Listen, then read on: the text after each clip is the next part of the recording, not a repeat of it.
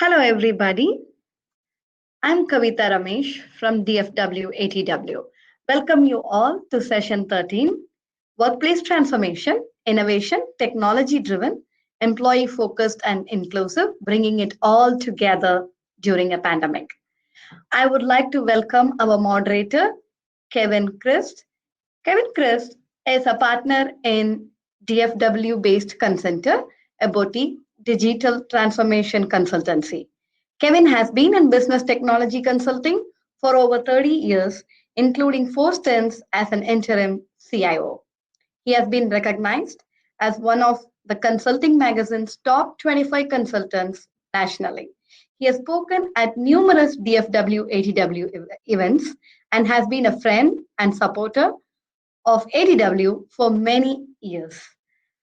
Kevin, please welcome on stage.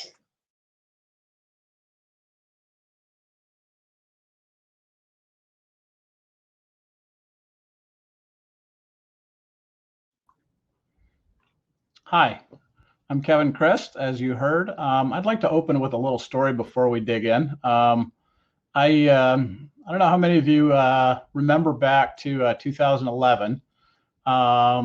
It might have been a little bit earlier than that, but the Cowboys Stadium had just opened, the new stadium.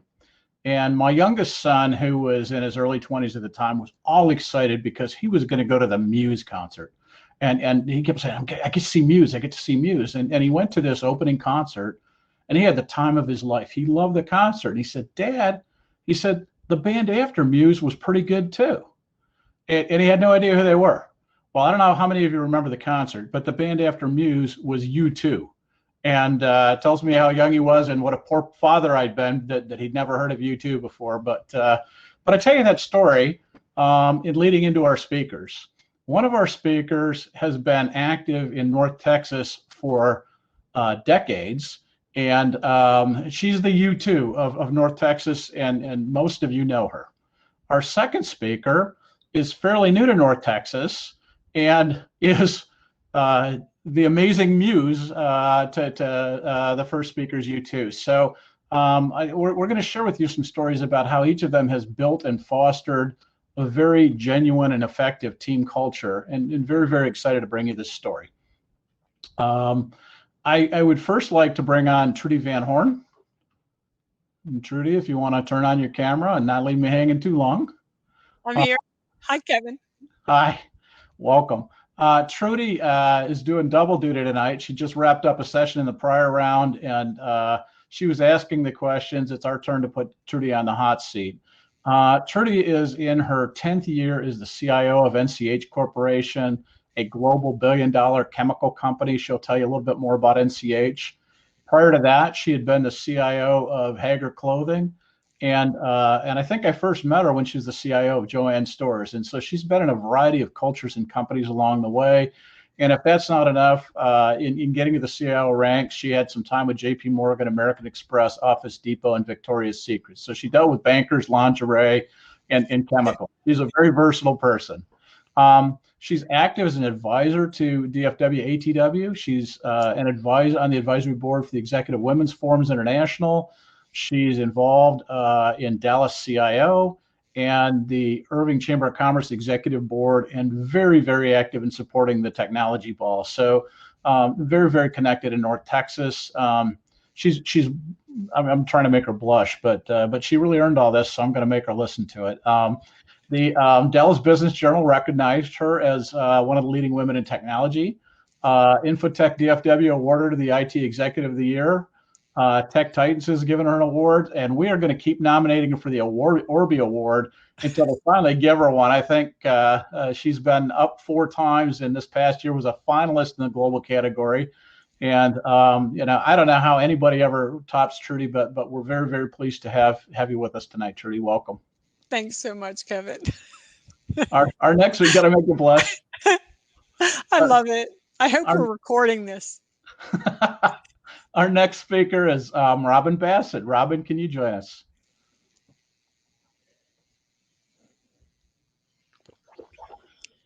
There we go. Welcome, Robin. And you need to unmute. And Robin, there we go. I just met Robin for the first time last week. She is Associate Director of Business Development and Partnership for the Americas at Verizon Business Group. Some of you may have heard of Verizon. It's a fairly sizable telecommunications firm. Robin really thrives in very complex sales scenarios. And as I got to know Robin and understood her background, beyond selling Verizon solutions and leading those teams, she's also sold complex solutions for everything technology on behalf of Gartner and worked in some industry verticals, leading some sales efforts at Dun & Bradstreet. She's been a President's Club Award, Sales Award winner in several different years, and earned the Verizon All-Around Award, All-In Award in 2019. She's also a graduate of Women of the World. So very, very, very accomplished. And again, new to us in North Texas relatively, but just an amazing track record. When she's not busy doing all that she does professionally, somehow she has time to be the mother of two, volunteers for the Sandy Hook Promise, and a number of domestic violence shelters because she just isn't busy enough. And you will hear today what she continues to accomplish at Verizon since landing there just 2 short years ago. And so this is the part where I start asking questions and stop doing all the talking. Trudy, I'm going to ask you to go first. Can you give a little bit of background on your company, your industry, and the group that you lead? Sure. NCH Corporation is 100 years old, a $1 billion company, privately held.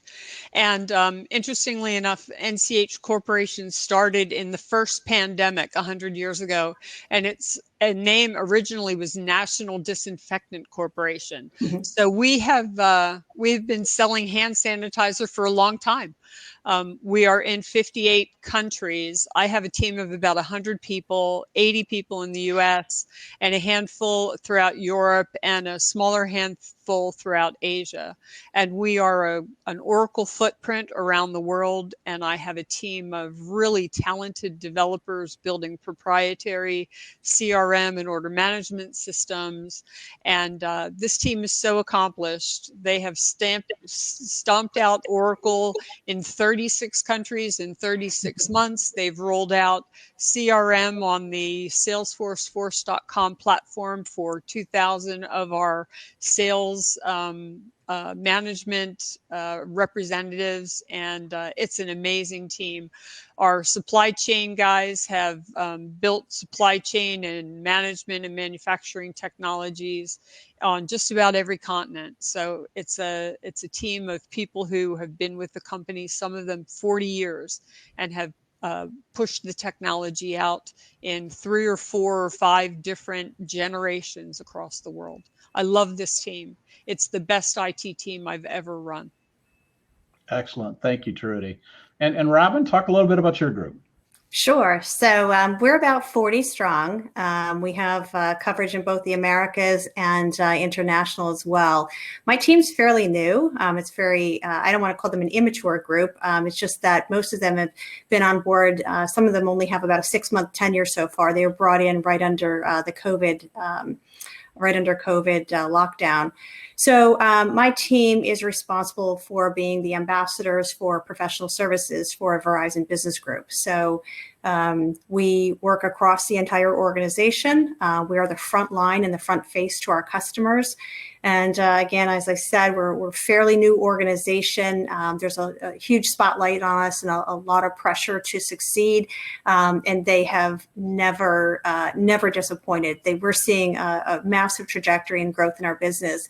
And in addition to that, I want to tell you that I think about a third of my team is from Dallas. So when I went on a hiring spree, I've got, tremendous people like Marilyn and Molly Nofsker, a couple of people here on this call and in our sessions today are part of my organization. So as I said, there's a lot of focus, eyes and ears on our team, and a lot of positive traction. Excellent. Thank you for that context. And can you expand a little bit? What is it that your team is doing and selling in the marketplace? Yeah. So, we've got, professional services is, we've got a blend, a really, really good blend of, if you take a look at the marketplace, some of the Verizon technologies, right, in terms of, our implementation and integration around our network and security services and advanced communications. And then in terms of our more contemporary practices, right, with 5G, MEC, IoT, business advisory consulting practices, some of those practices are still fairly new to Verizon in terms of being formalized. So we're bringing shape, form, function, and exposure to those practices. Excellent. Thank you. So Trudy, I'm going to take you back probably about the same time my youngest son was going to the Muse concert. You were walking in the door at NCH, and I'm convinced, you walked in the door, and in most companies, you inherit the good, the bad, and the ugly. You got a team that you didn't build, and you've got to sort that out. So talk about your entrance and how you started to impact the culture. So anytime you start in a new company, you need to start with communication and listening and respecting what the team before you has built, who they are and what they've done and how they've accomplished it. And all of that is through listening and communicating, asking a lot of questions and being vulnerable, right? I've been buttoned down with Wall Street and with American Express and JP Morgan, and then we've had the chaos of lingerie and retail. So I've seen a lot of different kinds of teams. So it's great to know and get to know a team kind of from the inside out. So being vulnerable is important. And then understanding what this team needs from me. I've got a lot of tricks in my bag, and it's nice to know what I can bring to the team and what they need. This team is an amazing team. They are accomplished and dedicated and highly skilled. They have a lot of expertise and tons of business knowledge, and empowering them and giving them a direction and a place to go to and supporting them and having their back is probably all I needed to do for them. They have been fantastic.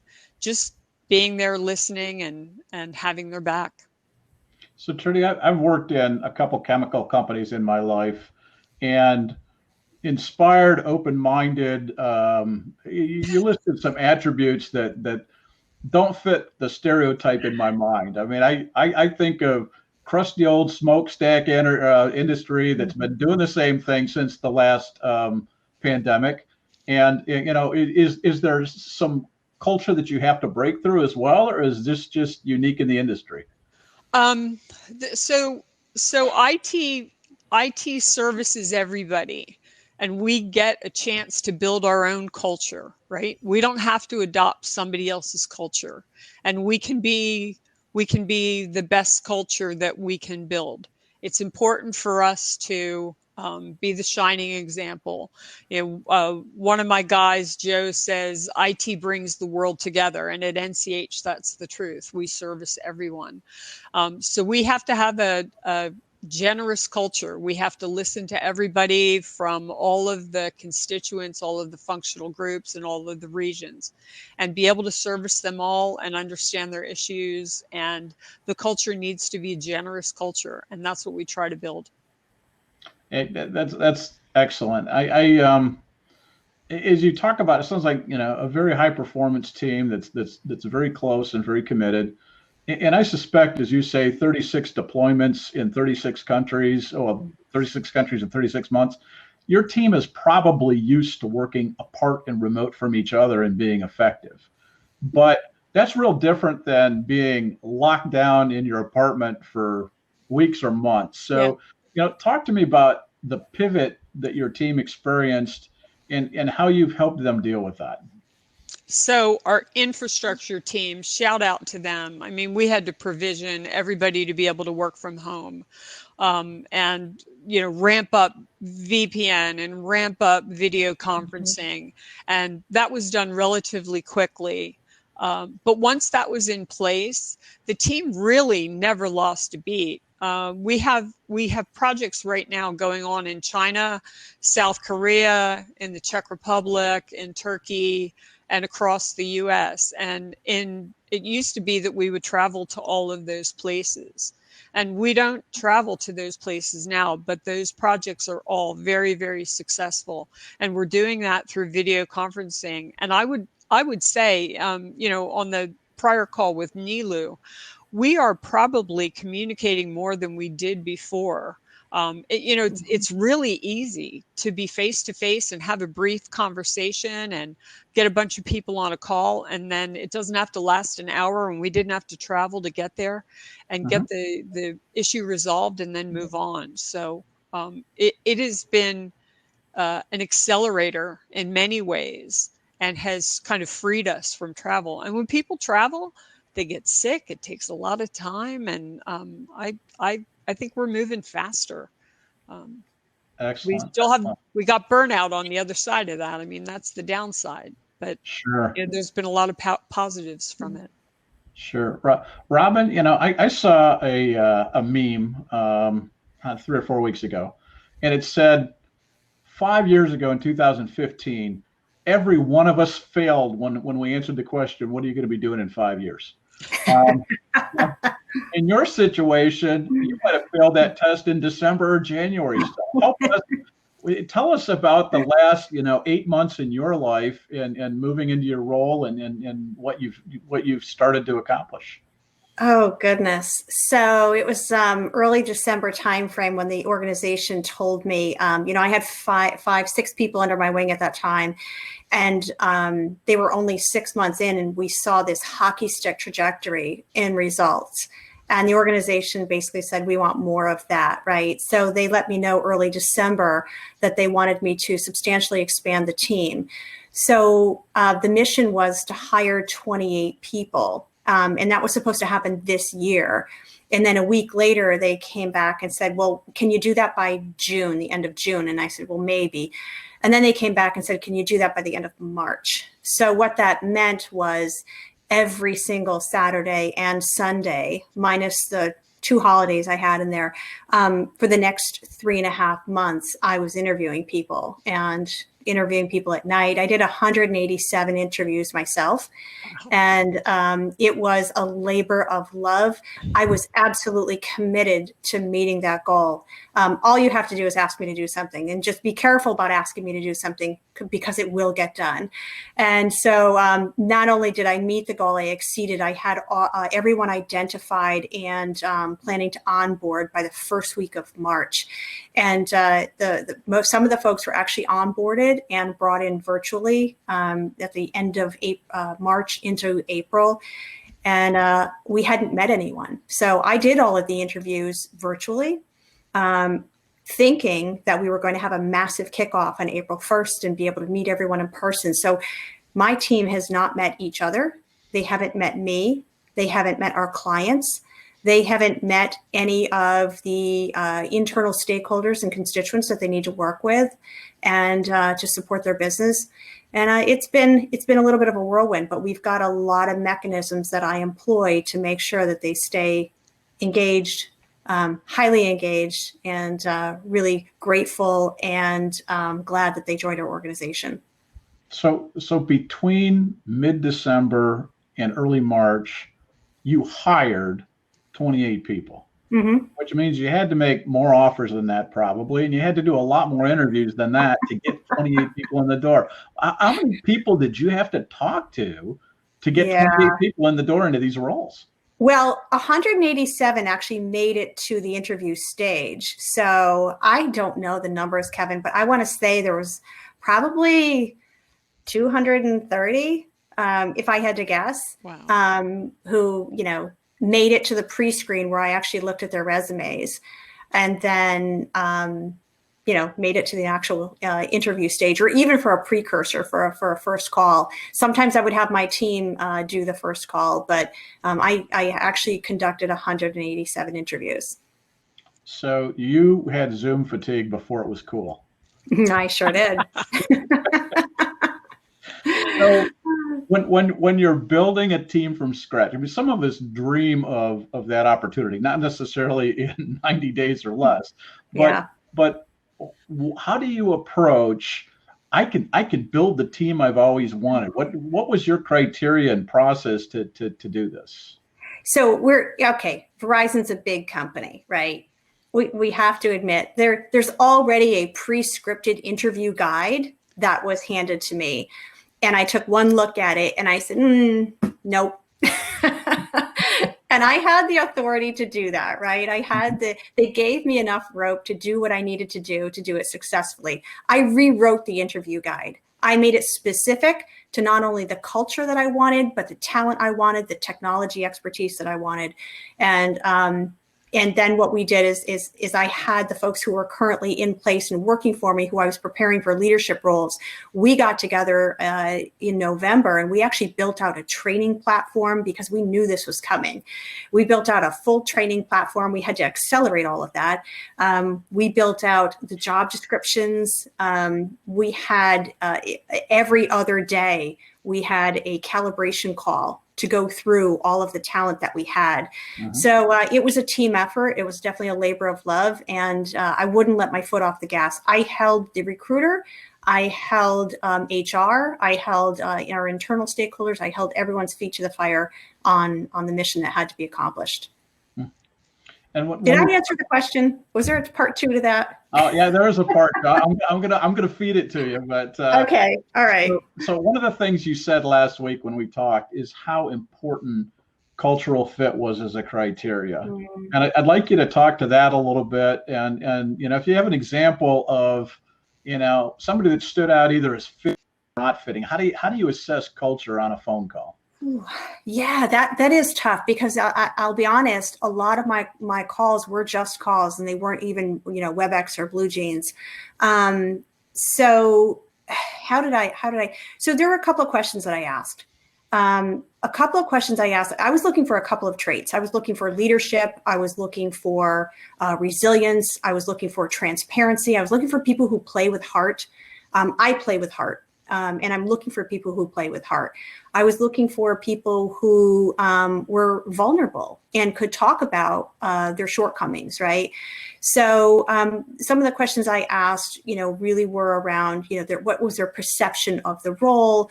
What was their perception of Verizon? And what was interesting is I did have someone who particularly stood out and not necessarily in a good way. I gave him a hard pass and I let him know right on the spot that the conversation wasn't going to go any further. Quite specifically, this gentleman referred to our clients or referred to professional services as a service or a product that we extend to our customers. He basically said, I actually am a huge proponent of professional services because it's like a leech. You stick it on the customer and it continues to suck blood. And I was horrified. I get this visual in my head, but more than anything, I had to stop him dead in his tracks. And I basically said, it's not the kind of, I can't even imagine, right? Someone who uses that kind of vernacular in front of, even internally, we don't refer to our customers that way. And so for me, it was a hard no immediately. And I know that's a really silly example, but man, it was one of the funniest things I think I've ever encountered. But it was a hard no for me. And one of the questions our keynote Ann Chow got was, how do you stand out in an interview? Being a leech is probably not advice that she would have given. So. Right, exactly. Very interesting. So what I really wanted to capture, and you did it very nicely, is the importance of culture. And Trudy, you've talked about creating culture in your organization, and now I'm going to move to kind of current events, and I want you to reconcile these two thoughts. And I'll go to Trudy first, and give Robin a break, and we'll come back to Robin. But common culture sounds to me like people that think alike, work alike, have similar habits, and there's a similarity in some of the things they do. And there's a great movement right now in this country for very good reasons to really embrace diversity, whether it's ethnicity or gender, religion, whatever it is. So I want you to reconcile for me, I'm building a common culture with I'm embracing a diverse, the benefits of bringing diversity to my team. Trudy, do you want to take that one, and then we'll go back to Robin with the same question? Yeah, so when I think of technology, I mean, technology is always diverse. We've got all different kinds of people that come to technology. We got all different kinds of ethnicity that comes to technology. Always, my technology teams are the most diverse teams in just about every company that I work at. The technology team is the most diverse. And then within the technology teams, the disciplines are so diverse.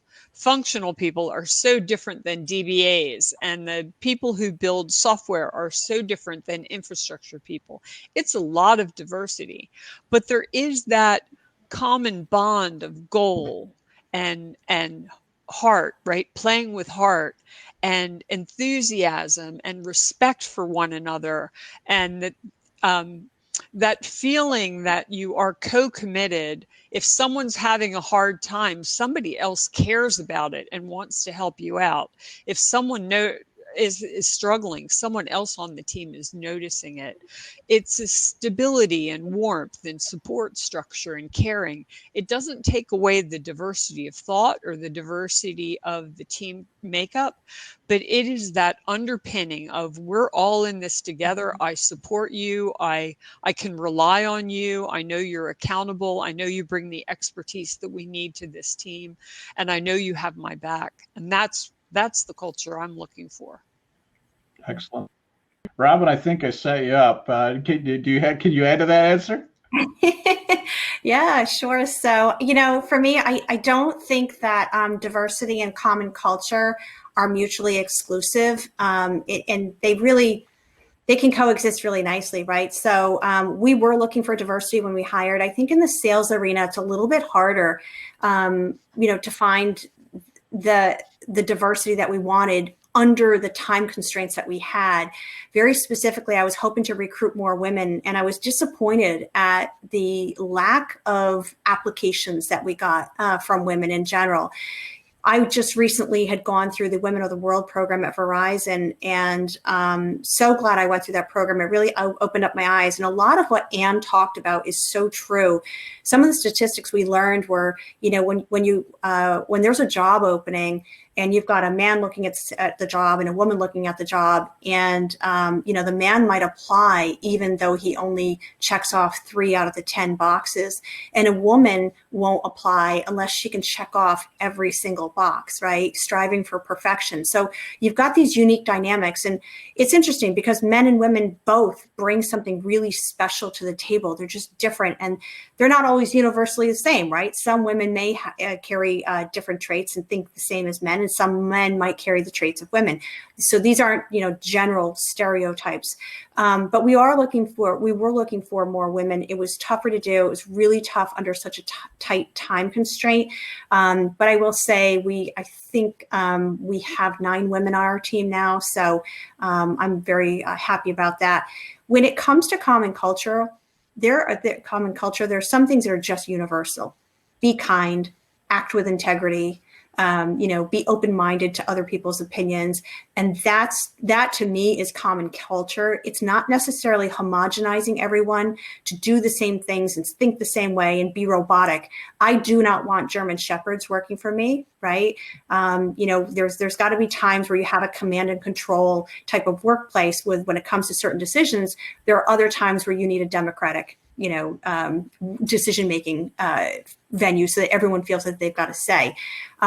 So for me, diversity and common culture, they go hand in hand. Absolutely.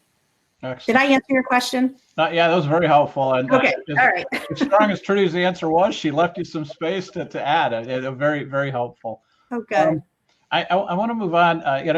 We all read, the business press and different books about these iconic cultures. And, when I was going to graduate school, it was General Electric and what Jack Welch did to General Electric. And I think everybody in the company somehow was a mini Jack. And in this town, you can't get away from hearing about the amazing Southwest Airlines culture and what that means to their employee morale and their effectiveness.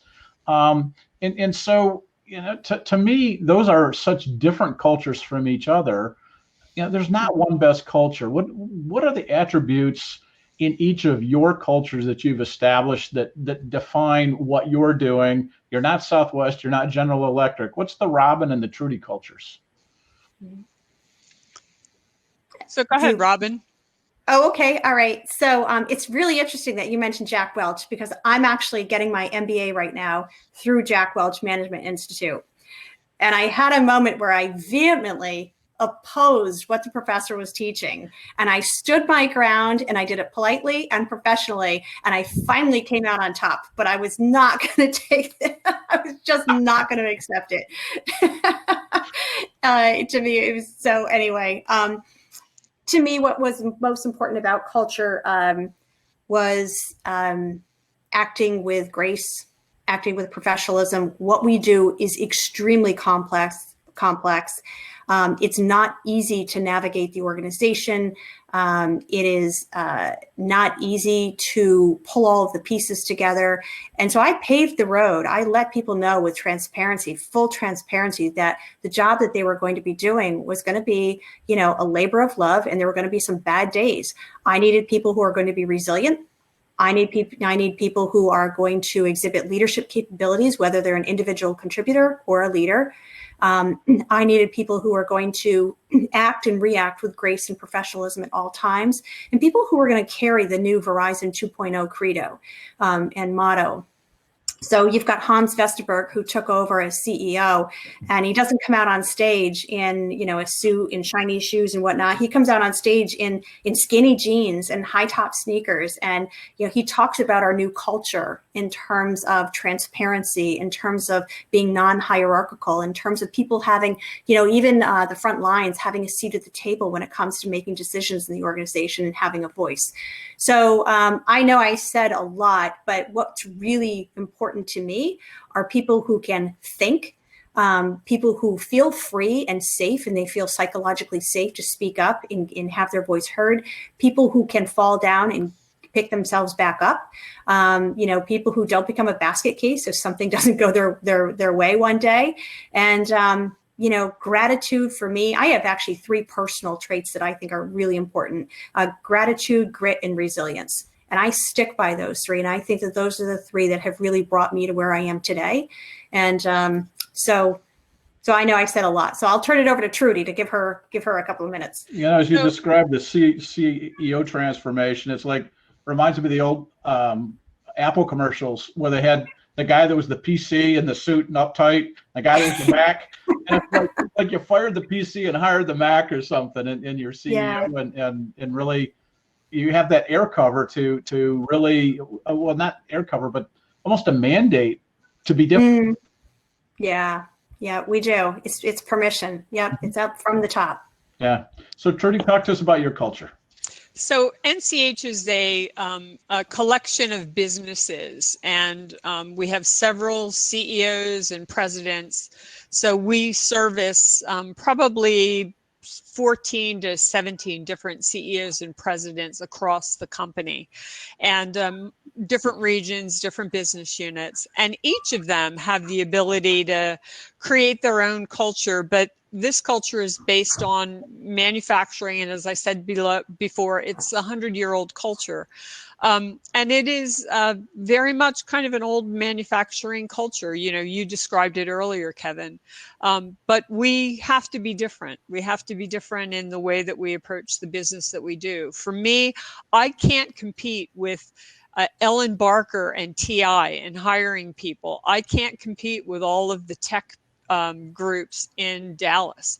I compete on culture. So it's really important to me that people feel that they have a place, that their voice is heard, that we care about innovation, we care about what the individual thinks.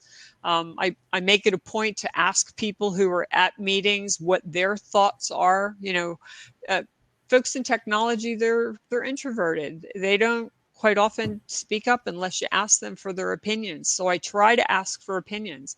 I try to meet with groups, skip level meetings and ask people what they think about things that we're doing, or new tech, or problems and obstacles, so that people feel like they have a voice at the table. We celebrate holidays. We celebrate birthdays. We celebrate the unsung heroes. We celebrate challenging the status quo. We celebrate the people in our teams who do great things and who do small things. And we celebrate the kids. And we when we do a town hall, we put pictures up of, you know, what's happening in people's lives, because that's the culture we have. We want to make sure that we care about the whole individual, not just what they contribute to NCH, but the whole individual, because that's what makes people stay with us.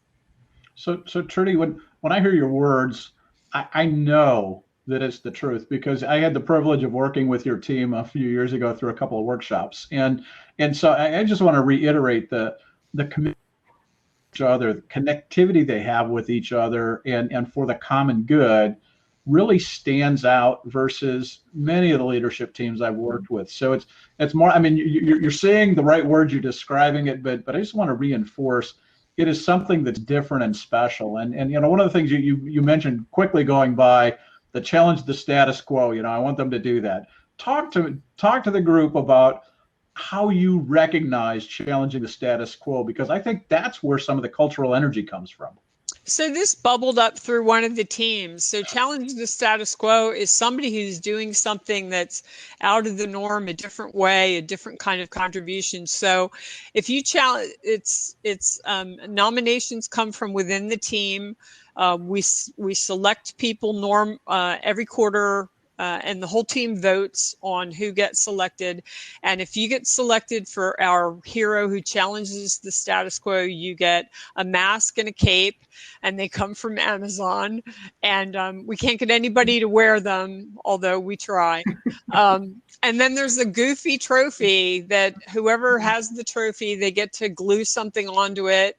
One of the trophies was supposed to go to the UK, and it got thrown in the dumpster. So now the new trophy has a dumpster on the trophy.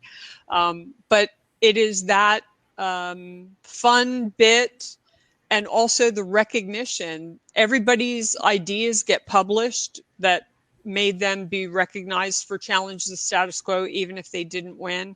And for the people that are the nerdy guys, or the people that are putting extra time in on the help desk doing stuff, they're all eligible, and all of that stuff gets recognized. And it's great. It's part of the culture. It shows that we have a commitment to innovation. We care about one another, and people are recognizing their peers and recommending them and nominating for them. And it's just it's fun, but it also helps to continue our culture. It makes the recognition real. I think so many times the power of recognition grossly exceeds giving somebody a raise or a little more money. That's important too, but money does not meet the emotional need of somebody notices and cares about what I'm doing. And I think there's so much power in what you're doing. Robin, one of the things that you and I had discussed that I think we missed was you've talked about growing your group and your 28 people and really establishing that. Talk about the impact that's had on the broader organization. I'm not quite sure what the question is, Kevin. Is it the impact my team is having on Verizon as a whole, in terms of? No, it's more. It's more. It's sorry. No. You've talked about the fact that your team is generating results, and others have taken notice, and so you're starting a wildfire out there, and a good kind, not the one. I know where you're going with this. So talk about the wildfire and what's happening with other parts of the sales group in Verizon. Sure. Yeah. So I think I found the secret sauce. Or I created the secret sauce, and people want the recipe. That's exactly what's happening in our organization. And it's a good thing, right? I'm a giver. I'll share. Absolutely. So people are modeling, other sales groups are modeling what we've set up as a best-in-class sales program in terms of not only how we're aligned geographically and vertically, how I've set up the compensation plans, what our go-to-market motion is. All of that is being replicated by other groups. And I think that, what do they say? imitation is the best form of flattery. So I think we're going to see, I feel as though I've created something and part of something that's bigger than I ever would have imagined. And I'm going to take credit for it because everything that's being set up in other sales organizations mirrors exactly the plan that I put into place for my team. Well, the exciting thing to me is you're just getting started. And so it's going to be really, really exciting and interesting to watch what happens at Verizon growing out of your efforts. Thank you. Now here comes the part where we play Stump the Panel. We get random questions that have been sent into the Q&A window. And I'll throw them out there as toss-ups and let you each grab them as you choose. So the first one sent in, what was the biggest red flag culture-wise that you have seen coming into an organization? And how did you communicate the change needed to address the red flag? Ooh, ooh, ooh, ooh, ooh. Yes, Arnold Horshack? So I once worked at a company where at 5 o'clock, the IT guys just left. They just left. I was brand new. And at 5 o'clock, 5 o'clock, gotta go. But we got production. Hey, it's 5 o'clock. It's 5 o'clock. I gotta go. That was a red flag. And the way you address that is you talk about why that's not good, and then you have to make changes. Because if people really have been getting away with that for years and years and years, that's not the culture that you want for your company, and that's not the culture that your customers want for their IT team. And so that was my biggest red flag ever. So when you tell people that just doesn't work, how do you keep from inciting a rebellion? They're used to going home at 5 o'clock. I think there are some people do things because that's what everybody else did, not necessarily because that was what they thought was the right thing to do. So there's lots of leaders. Sometimes it's the leader of the opposition, and you got to get the leader of the opposition to change, right? That's who you need to find and see where their heart is. People actually do like to work and like to have a job and a paycheck. So, there are lots of ways to motivate people. But sometimes that doesn't work, and you have to part ways, sadly. Yeah. Robin, I am not going to work consulting as a leech into my sales pitch. I don't know if you've got another one or not. Yeah, you can't top that one. I had one in a prior team that I was leading before coming to Verizon. I had someone who was a consistent, not a complainer, but he would come to me with anxiety about somebody else in our company. And finally I said, enough. Have you had, and I guess he just didn't like uncomfortable conversations, and he was a type of personality, and I recognized that, to shy away from confrontation. So I talked with him about the power of fierce conversations, right? And what it can do and how it can just completely unleash the power within yourself. And it comes by practice. And the more you practice and the more you do it, you create this muscle memory around it. Because I just got tired of it. First and foremost, it felt like gossip more than anything. And I have zero tolerance for it. Sure.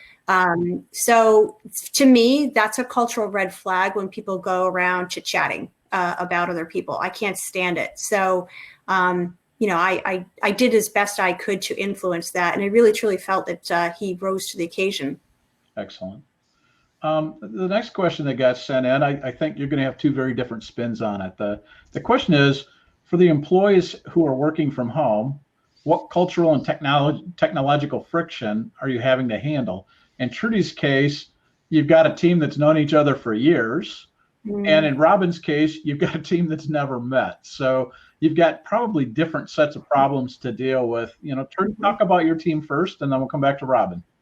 So I don't know that we have a lot of friction. I think we have natural project conflict. We are going through a period of tremendous demand right now, and figuring out how to manage all the demand. One of the issues we have with so many people with so much tenure in the company is you kind of have people who love their business partner, and even though we don't really have time for that, and even though I don't really have the funding for that, you're my friend, so I really want to get that done with you for you. So I'm trying to figure out how to get it done anyway.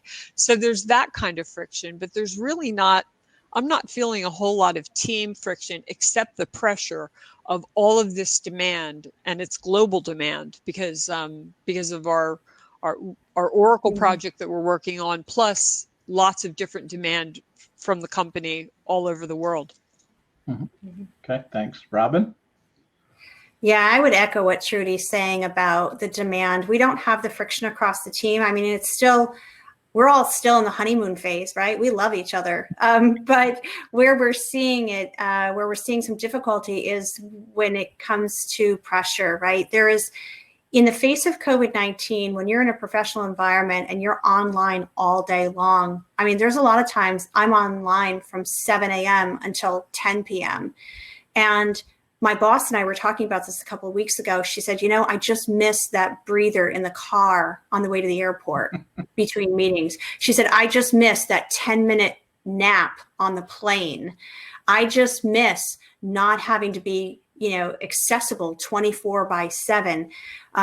My biggest challenge is keeping the team engaged. I think tomorrow night we have a happy hour, and I think it's called Brush with Fame, right? So we've all submitted people, just the pictures of people that we've met who are famous, and we're going to have a happy hour and talk about that. So we do fun stuff like that that's engaging. I've also had some sales consultants come in and do these really fun trainings, and just very atypical. It's not your typical sales training, but just fun and energizing.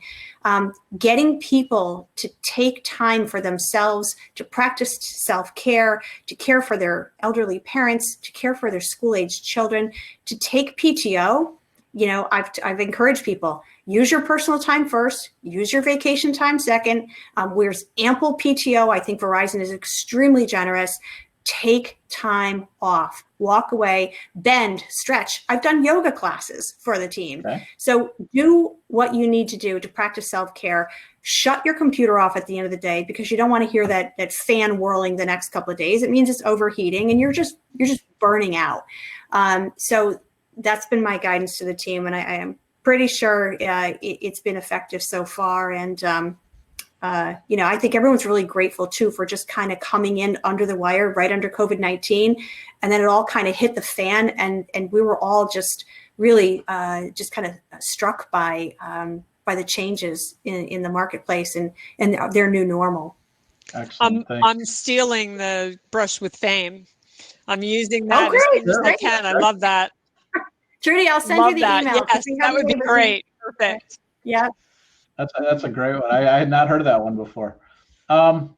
We are coming up on the next session pretty quickly, but I wanted to give you both a chance.